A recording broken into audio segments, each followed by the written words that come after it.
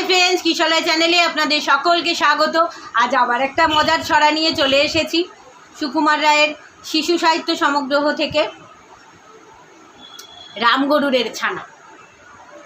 রামগরুরের ছানা হাসতে তাদের মানা, হাসির কথা শুনলে বলে হাসবো না না না না, সদাই মরে ত্রাসে এই বুঝি কেউ হাসে, এক চোখে তাই মিটমিটিয়ে তাকায় আশেপাশে। ঘুম নাই তার চোখে, আপনি বকে বকে আপনারে কয় হাসিস যদি মারবো কিন্তু তোকে। যায় না বনের কাছে কিংবা গাছে গাছে, দক্ষিণ হাওয়ার সুরসুরিতে হাসি ফেলে পাছে।